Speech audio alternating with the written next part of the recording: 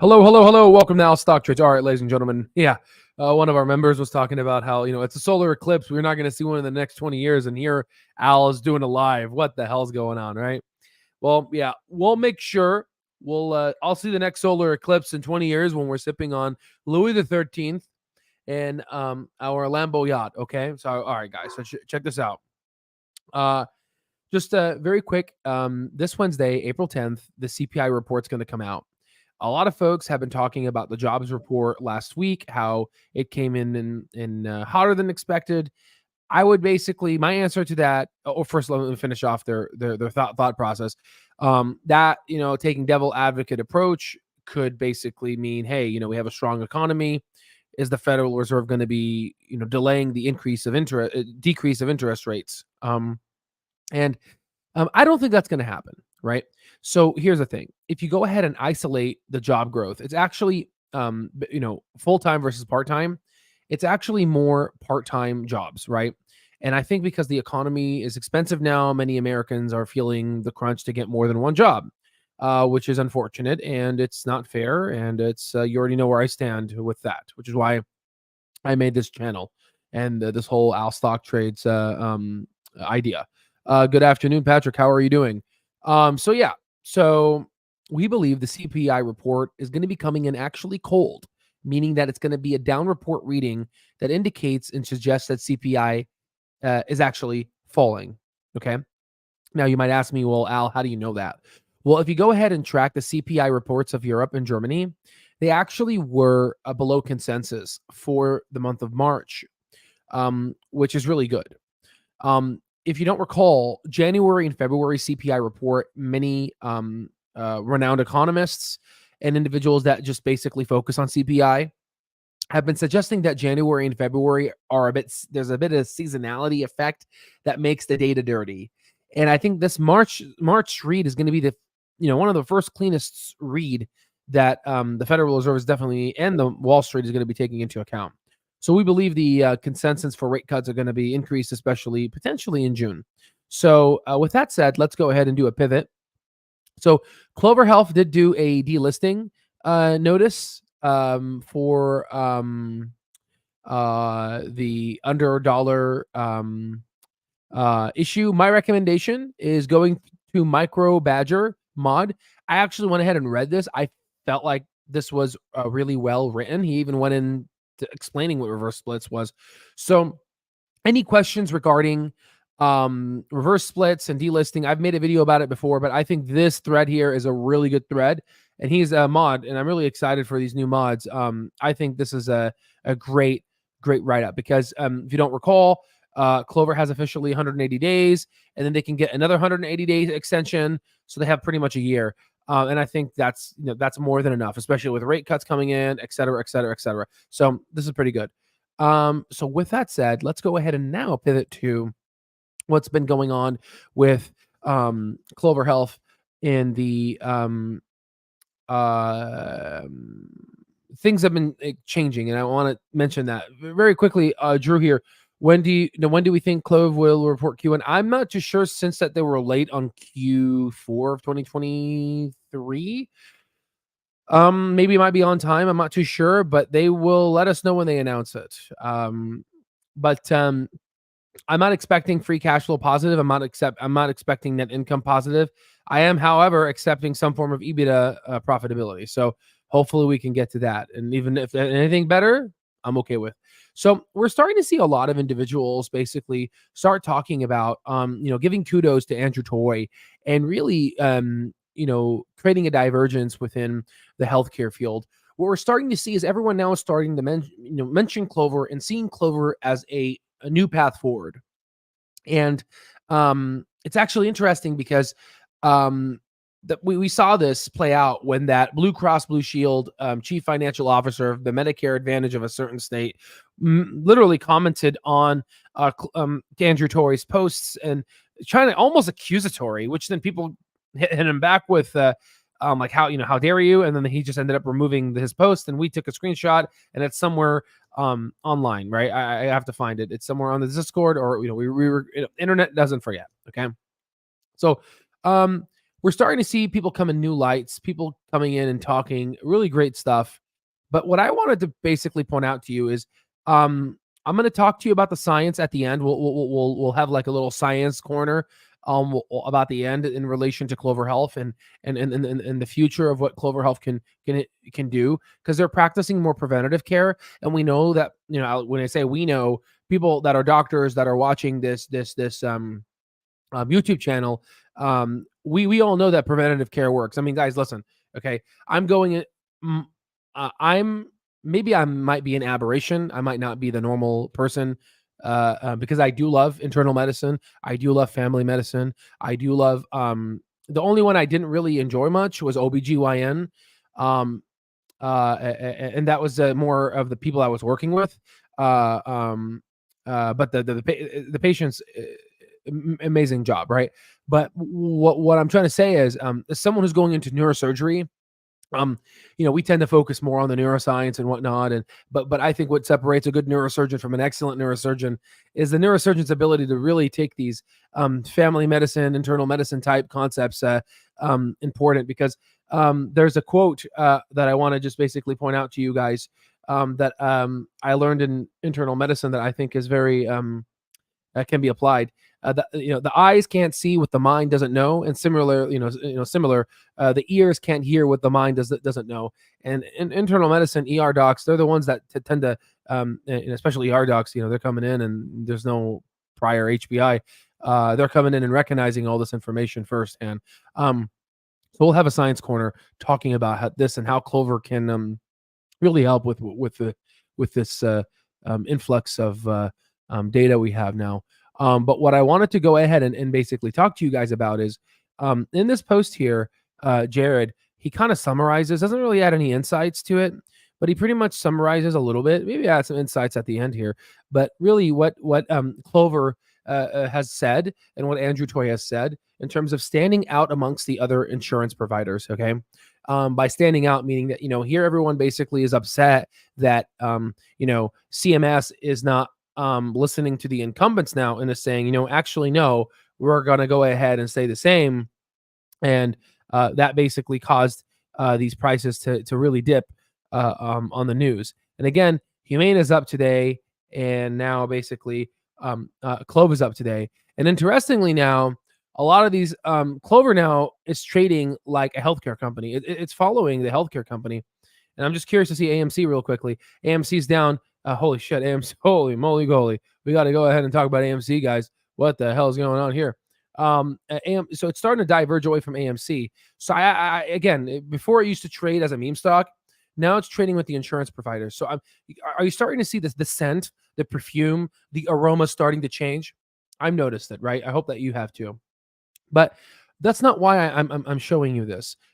This post doesn't interest me. It's the comments within this post that interest me. More specifically, when I say comment, what the hell? Sorry. Let me go back up. I lost it. Actually, no, let me go this way. No. Let me go back up. Sorry. Un momento. Okay, here it is. All right. It's the comments that actually interest me. So yeah. I don't care about this. I care more about down here. Okay. This guy made a comment.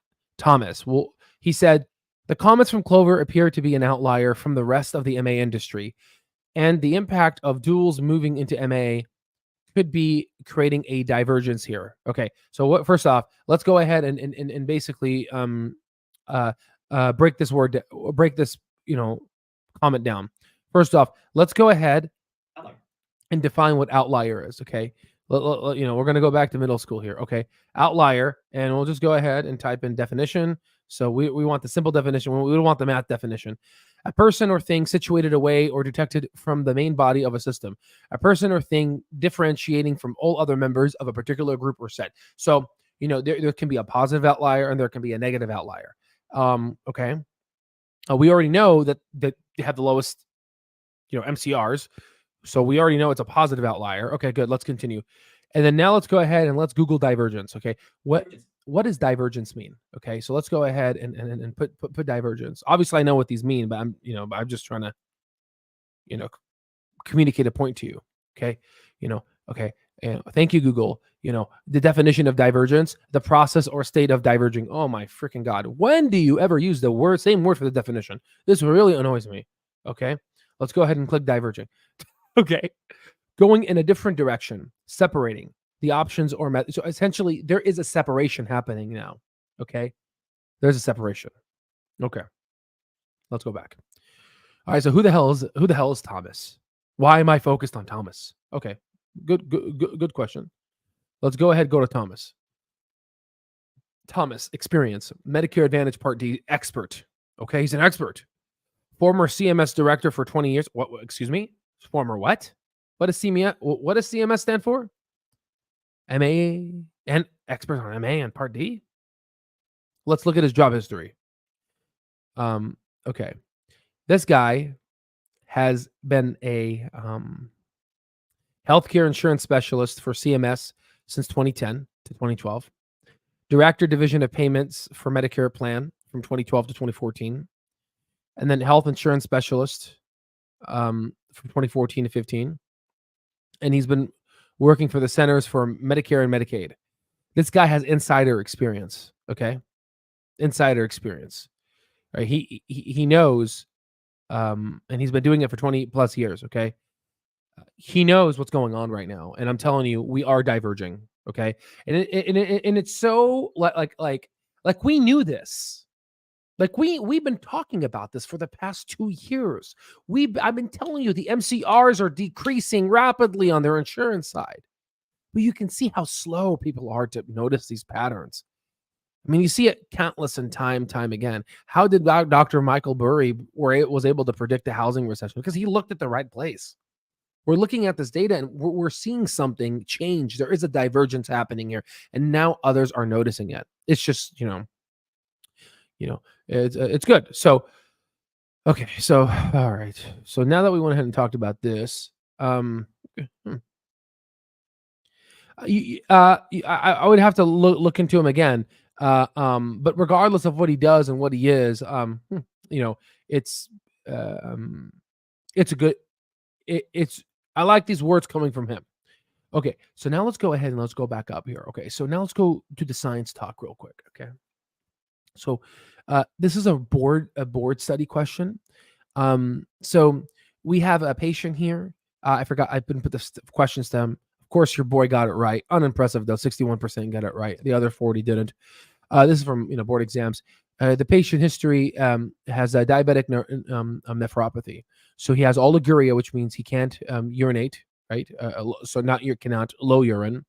Pruritus is itching. Anemia is the low hemoglobin and whatnot. And azotemia, increased urea and creatinine, more urea in my opinion. And then chronic kidney disease will require a renal impairment. So the question here is, which of the following complication is the most common cause of death in patients receiving long-term treatment for this patient's renal condition? I'm not going to lie to you guys. I actually didn't know the answer to this question. I just looked at all of these answer choices and I said, I don't think there are these. Yes, these are increased risks, but for some reason, like in medical school, you get like smashed with like a lot of lectures. So you have a seatbelt effect where it's like, I think it's G.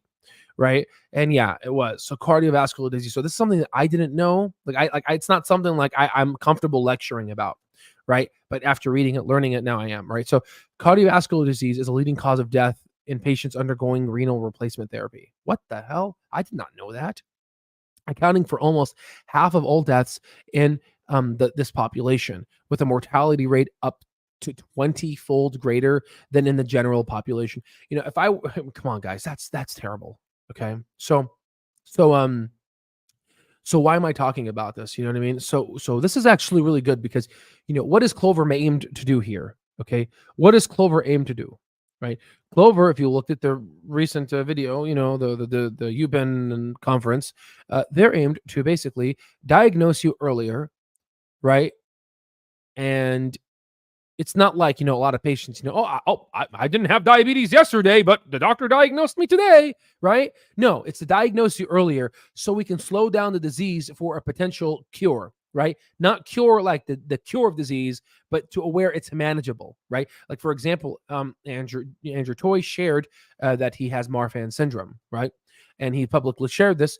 Uh, um, I don't like to, I honestly don't feel comfortable even talking about it because it's not, but I think he, since he shared it, I will comment on this. I liked how he said, okay, yeah, I'm a little stretchy. That doesn't really bother me, maybe sometimes, but what really bothers me is the, my abdominal aorta and all the issues that come with Marfan syndrome. But if I have medication and I'm being taken care of that. So I don't have to, die with that. And the only time people that have Marfan syndrome are discoverable is if, there's a death in the family. Like when I was in my rotations, I had a patient with Marfan syndrome, and the father had an abdominal aneurysm, and sorry, not abdominal aortic aneurysm. My apologies. Aortic dissection. Had an aortic dissection. Abdominal aortic aneurysm is associated with smoking. In fact, increased smoking by 100 cigarettes in lifetime. You have to use ultrasound by the age of 65. My apologies. Aortic dissection. Okay, so the dad had an aortic dissection at a young age, and then so we were scared. We said, wait a minute, you're coming in with the aortic dissection, and we're like, okay, we're gonna go ahead and test you for Marfan. So we went to Up to Date, and we went ahead and did the physical exam maneuvers, and lo and behold, she had Marfan syndrome. So that was crazy. Okay, so imagine if but the sad part is her father had to have it, and then she had to have it for it to be diagnosed. Okay. Imagine if we can basically get the diagnosis earlier so that this patient doesn't have to go on renal replacement and dialysis, which will increase her cardiovascular disease and death by up to 20-fold than that of the general population. So you see where I'm going with this. If we're able to catch these people earlier on their diabetes, then they won't have, then the GFRs will be caught earlier and they'll be able to be maintained, which means that they won't have to do the renal replacement, which then they don't have a 20-fold increase in death. Okay. So that's what I'm trying to say here. And Clover is showing that, and they already have data to back this up. Okay. So now let's go ahead and do another science question. Okay, so I just posted this. I need to get back to you guys on this. One of our doctors, emergency medicine physician, he's going to be talking to his family medicine colleagues to see what did they use. Sorry, drink some coffee. What did they use for the diagnosis of this? But long story short, we have, again, this is a board question. Of course, your board got it right. Good, right? So 62-year-old woman, type 2 diabetes. She has some fatigue. Hemoglobin A1C is 13.5, so it's above 6.5, right? It's high. 12 weeks ago. Her blood pressure is 152 over 92, and she has lower extremity edema. So edema is like swelling in the leg. Okay, she has high blood pressure. She has A1C is high, so already I'm thinking glycosylation of the glomerulus and some diabetic nephropathy. Okay, so I see potassium levels are on the high range, phosphorus levels are on the high range. So I'm already seeing some potential aberrations in the kidney. Calcium is low, so there is some chronic failure here because usually PTH would kind of increase that, causing calcium to go in. Urea is high, and then creatinine is high as well. You want to take go ahead and take the urea to creatinine ratio, which is 27, which is a 27 ratio, which means that it's potentially either renal artery stenosis or potentially hypovolemia, but we already know it's a diabetic cause they give you here. So let's go ahead and look at the choices here. So the question is which of the following is the most appropriate parameter for early detection of this patient's renal condition? It's a big deal, right? What is the early detection, right? So the patient with a history of poorly controlled diabetes because she has an A1C of 13.5, again, poorly controlled, meaning that she's not adhering to their medication. Why am I talking to this on a freaking stock market channel? Well, because Clover has shown with the Clover Assistant of early detection and early and medication adherence, so that A1C can be controlled, so they don't proceed to diabetic nephropathy, which you see basically here. Then you have elevated creatinine, BUN, arterial hypertension, which you can see here on the blood pressure, and electrolyte abnormalities here, and some edema. So I didn't know this, but what is the early detection marker? I don't know how. I don't know how. I collect urinary albumin. It just I think, again, first 2 years of med school, they just kind of drilled us in, it becomes seatbelt. Okay, but I really wanted to pick E, because and that's why 22% selected E. And then one of our emergency medicine doctors, yeah, that's what they do, because it's easy, because it's a blood test. This they got to pee, right? So they got to put it, give you a urine sample. But what I'm trying to tell you is the reason why serum creatinine is not a good answer after doing the reading here is that by the time you catch it's yes, it's a good detection, but it's not an early detection. It's not early, guys. It's early. It's late. By the time you catch creatinine above, it's already too late, right? This is early detection. So whenever you remember that hyperfiltration thing I gave you, the lecture about the whole thing about the diabetic, the whole generation of diabetes and diabetic nephropathy. This microalbuminuria, albumin is protein, right? Protein gets leaked out to the urine. You don't want protein to get leaked out to the urine. The reason that why is protein almost is like the security guard in your blood vessels, that when you go into a museum at night, there's a security guard that looks around at the museum that likes to keep the doors closed. Problem is, if there's no security guard in the doors are going to be open, so then all the fluid leaks out, which is why you get that lower extremity edema. So when you have all this protein, all the security guards leaving through your urine, you're going to get edema, and this is a good early marker. So why am I talking to you like this? Okay, so potentially, since we have this now, we can now have a trained model that can guide the physician. And because sometimes a lot of these doctors, and I'm not going to lie to you, and probably 5 years from now, I'm probably going to forget this, right? Because I'm going to subspecialize into neurosurgery. I hope I don't forget it. I don't want to, but because diabetes affects, I think there'll be future neurosurgery, stereotactic neurosurgery. We will have a cure for diabetes. There's some research going on in Barrows that suggests that, but that's a different story. But a lot of doctors are going to forget this, right? So medical students, because it's not the standard of care. But what Clover can do is it can change the standard of care, right? So there's a lot of things that can happen here, guys. And it's a really, really, really big deal here. Okay, so that is what I have here. And then one of our emergency medicine physicians here is going to talk to his family medicine colleagues and get back to me on what they use. I think personally, I don't think they use this. If they do, I'm very happy. When I did my family medicine rotation, we used creatinine. But again, my guy was a little older, maybe because he's just retired, so maybe I am in the acute setting. It's creatinine. You don't have time to get everyone's urine in the ER. Are you kidding me? But again, this is a whole discussion, right? Of like ER. The patients that were coming in ER don't have access to family doctors because they don't have insurance, so they're getting their family care at an ER doctor. An ER doctor, it's a whole problem with medicine, and hopefully we fix this, but it's broken. So that's what I wanted to basically squeeze in here and talk to you guys about. Hopefully this was helpful. But overall, we are seeing a change in divergence, and we just gotta stay the course, and ultimately it will figure itself out, and the fundamentals will start kicking back on, and growth will start again. I mentioned this in prior videos more in depth. All right, folks, I hope this was helpful, and I will see you on the next one.